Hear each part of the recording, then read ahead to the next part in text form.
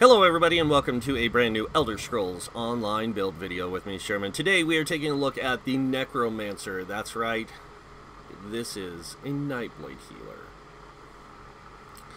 So, I'm going to get right into it. This is a in-game trials build. So this is made for in-game. It's set up for in-game right now. I do have some other sets that I can show you that you can use instead of the sets I have and stuff like that, and I'll tell you. But let's go ahead and get into it. So looking at this, you can see we are a Dark Elf with this one. The reason I chose Dark Elf over High Elf is because Dark Elf gets a 9% max Magicka, and they get some extra stamina, but mainly because I like the High Elf, or I like the Dark Elf over High Elf, sorry, for this. We do have a 40k Magicka with this, a 17k health, 13k stamina. Because of the 6% stamina increase we get a little bit more stamina, which gives us better ability to block and dodge roll with. You can see our spell damage is 1857 with a 32% crit. When we drink our pots, though, we do go to a 41% spell critical with a 2,228 spell damage, and we have 11k spell with a 9k physical. We do have a 2,279 magic recovery, which is really good. And then going down here, we do have minor Aegis at all times. We are using the Mage Mundus Stone with Witch Mother's Potent Brew. So going into the gear, we're going to take a look at that Witch Mother's Potent Brew. And as you can see, it does give you max health and max Magicka with health recovery. I did play this in a trial the other day, so that's why this is set up on here, is because I was playing this in there with the Mending Mage. Instead of the Olarim, or the instead of the Jovials. So we already had somebody running Jovials with the same buff, so I ran this instead, and it worked out pretty good. On to the sets, we are running Bogdans. You do want to use spell power pots, by the way, for this. So if you guys don't know what those are like this. They give you Magicka, magic recovery, major sorcery, and major prophecy. So you do want to use those kind of pots. So with this, we are using Bogdans. Now, Bogdans is by far the better choice of any of the monster sets you can use, but you can use other sets, guys. You can use Bogdans, you can use Earthgore, and you can also use like Sentinels, whatever. It's really up to you. Sentinels is actually procs more often, but it also gives your stamina people stamina back. So that set's actually really good, but I don't like it on this particular build. I like the Bogdans. It works out really well. The next set we are running is Olarim. Olarim is the go-to set now for in-game. You're going to want this over Spell Power Cure and stuff. But if you're playing in a group that already has this, it's good to carry an extra set of like Worm Cult or something else. You can use like Mending Mage with Worm Cult and get a really good combination. Or you can run this with Mending Mage if you need to. We just did that and we still cleared the trial. It was just a couple of us in there. So yeah, Olarim's really good. And then the other set we're running is Jovials, or Jorvolds. Jorvolds is really powerful in combination with this set, and that's because it increases the timer on this buff to 42 seconds. So it's a really good one. You can also use Spell Power Cure instead of Olarim's if you want still. But remember, Olarim's applies to 12 people, while Spell Power only applies to 6. So... But Jorvolds also gives you a lot of recovery. This gives you a lot of recovery. And if you're using the perfected version like I am on this, you do get the extra max Magicka. If you're not, I advise you, to get the imperfect version until you can get the perfect version. So, yeah. Really good setup. All spell damage on the jewelry. On the gear here, we are running 4 divine small pieces with magic enchants on the big pieces, all infused with tri-stats. Now we are using 2 Jorvold staves, 1 in restoration staff infused with a weapon damage enchant. I didn't mean to use the weapon damage enchant. I meant to set it as the weakening enchant, and I even ran it this way in the trial. But basically, you want this one. Not Haku. Oh my gosh. That was my bad. So you want this instead. Not that one. This one. Weakening enchant. That's the one. Oh my god. I'm going crazy here. But yeah, you just want the weakening enchant on there. I'm having a bad day, guys. Already. So yeah, just use a weakening enchant on this one, and on the back bar use a shock enchant on a charged lightning staff. The reason for charged is because with a charged one, you get a greater uptime of off balance. I'll show you guys that here in a second. It makes it work a lot better. I'll just, like I said, I'll show you guys when I do this on this target dummy over here. So I'm going to go over here, I'm just going to poke him with my staff.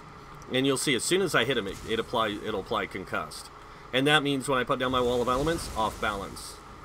So I can keep concussed and off balance up greater with this setup. So mainly I have become a debuffer with this. So alright, moving on to the skills. Make sure you get all your class passives. Even if you're not using skills from that tree, just make sure you get all your class passives. When it comes to weapon skills, you want all the passives for Destruction Staff and Resto Staff. Moving on to the armor, light armor, make sure you get all the passives. Medium armor, you really only need athletics, you don't need the other two, but I went ahead and got them. And then on the heavy armor, you just need Juggernaut, I grab all of them. You can be a vampire with this build, but it's not necessary because you won't be getting hit enough to do anything. So on to the next thing on the Fighters Guild. You really want to get Banish the Wicked for if you're playing in dungeons, and then on the Mages Guild, just Persuasive Will, because you're not using any Mage Guild abilities. On to Undaunted, we are using both Undaunted passives, and then for the Alliance stuff, you want to get Aggressive Warhorn.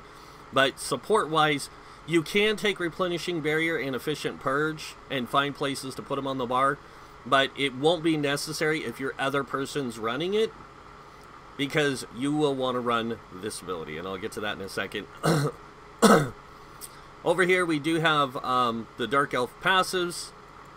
Make sure you get those, and then Alchemy, get the medicinal use, and in Provisioning, you're going to want to get Gourmand and Connoisseur. So going over the skills now on the main bar, we are using Healing Springs. This is really essential for this build. Gives you a really good heals. The next one that we're using is Combat Prayer. Another good heal with the Minor Berserk, Minor Resolve, Minor Ward. And those last for 11.2 seconds up from what they were before, which makes it a lot better use in the end game. The next thing we have is Healthy Offering. Now, Healthy Offering is an amazing heal.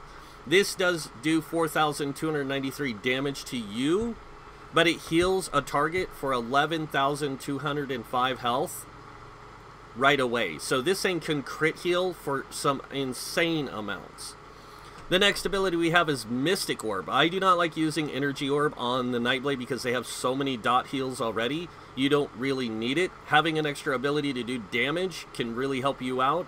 So I use this, and it's a nice synergy, especially if they synergize it. Instead of healing allies, it does magic damage. So this is like what you want to use separate with the other orb. So if you're the other allies using a healing orb, you want to use the Mystic Orb. So, or if they're using that, yeah, whatever it is. The next ability we have on our bar is Ward Ally. This gives us a shield for 6,465. Depending on how much damage we've taken, it can go up to 300% more. And also on the ally, the same way. This is just a really good, like, protect somebody real quick, heal them up, that kind of thing. The next ability we have, you can also use the other one, the Healing Ward itself, if you want. The next ability we have on our bar is Bolstering Darkness. Now, the reason I have Bolstering Darkness on my bar is because on the back bar, I'm using another ability from the Shadow Tree. And when you have one ability slotted from Shadow Tree, you get Refreshing Shadows. Or not Refreshing Shadows. This one. Dark Vigor, which increases your max health by 3% for each Shadow ability.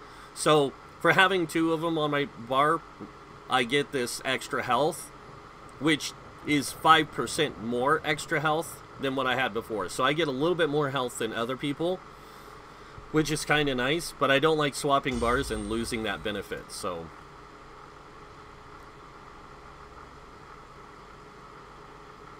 So and this also gives your allies major protection when they're in the circle, and even if they leave the circle, they retain this thing for 16.1 seconds. So that if you set this down, it's going to last for 16.1 seconds on you and your allies just by passing through it. So it's a really nice way to get that extra mitigation on your allies if you need it. Moving on to the back bar, we do have Refreshing Path. This does a little bit of damage over time. It also heals anyone standing in it. It does have an 11.5 second duration, and because of the Dwarvold, so when you put this down, it covers a pretty decent size area, as you can see, and whoever's standing in it does get that heal, and that heal is really, really nice. So moving on, we have Blockade of Storms. This does just shock damage. It also helps you set the enemies off balance, because you can apply concuss to them really easy. And then we also have next Funnel Health. Funnel Health is an amazing ability. It does damage and it heals one other nearby ally. So it does magic damage, healing you and one other nearby ally for 30% of the damage inflicted. And I just want to show you guys this. When I have my pot up, and I will get the Dwarvold's bonus. So there's the bonus from Ulrim's, I mean, and that. And if I hit this guy with Funnel Health now, you can see it's healing me for 3,266.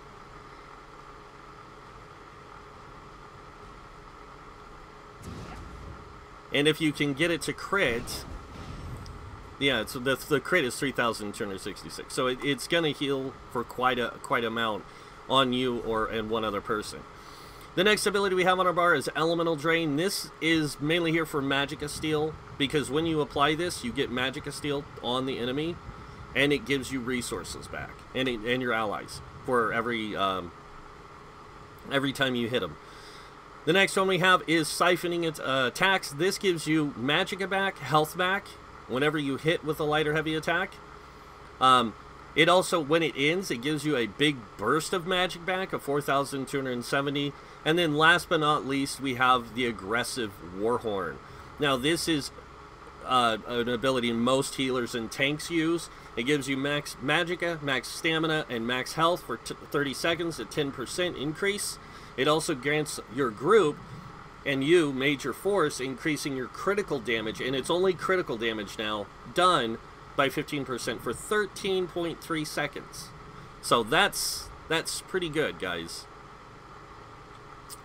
And that's it for the skills. Moving on to the CP.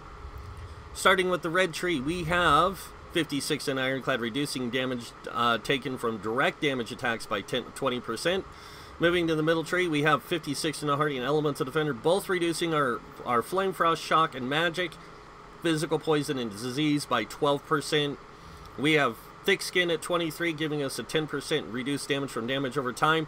If you wanted to, you could take this down to 43 and raise this up some, and also raise this up to 66 if you wanted to.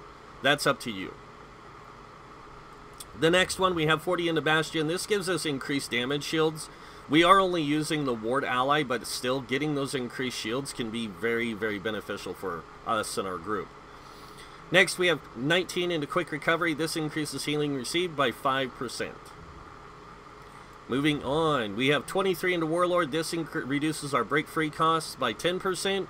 23 into Sprinter, reducing our sprint cost by 14%. And then moving into the middle tree, we have 76 and 76. We have 76 in Arcanus, increasing magic recovery by 14%. Being a Nightblade, you also get a 10% or 15% magic, stamina, and health recovery. So your your magic recovery, you get 15. So that's almost a 40% or a 30% recovery altogether. So you don't really need much more. And like I said, being a vampire or getting the thing from the support skill line from the Alliance doesn't really help much, getting those extra 20%. It does, but you don't really need it. We have 76 into Tenacity. This increases Magicka and stamina of our fully charged heavy attacks by 14%. This applies to the Resto Stabs 30% and the 30% base, so that's a 60. That just takes us up to 74% return. We actually get like 4,000 Magicka back on our heavy attacks.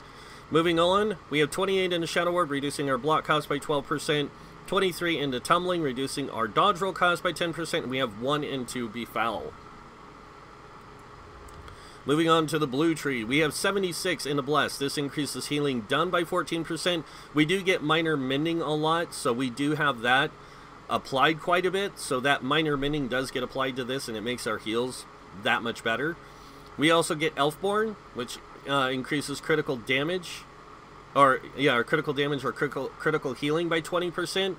So we do get a 70% increase in our critical heals. We get 43 into Elemental Expert to increase Flame Frost, Shock, and Magic damage by 10%, and then 1 into Spell Erosion for just some extra pen. 40 into Master at Arms, and then 34 into Thaumaturge, giving us a 14% increase to our damage over time effects. All this stuff plays really well on this build, so it just helps having this kind of a setup on the healers now, because now the healers can do a little bit of extra damage with their walls of elements. They can do some other things, like, you know, they can help with the group now. And when they use their lightning staff, I want to show you guys this. So I'm going to go ahead and buff up completely again. So you guys can see I have a 25-38 spell damage. When I do this, look at my heavy attack damage. Now watch what happens when I switch over to the Resto Staff. The Resto Staff actually does more damage than the Lightning Staff. So it's really good to have this on that bar, because we do get such an increase in the damage over time effects of a Resto Staff from Thaumaturge.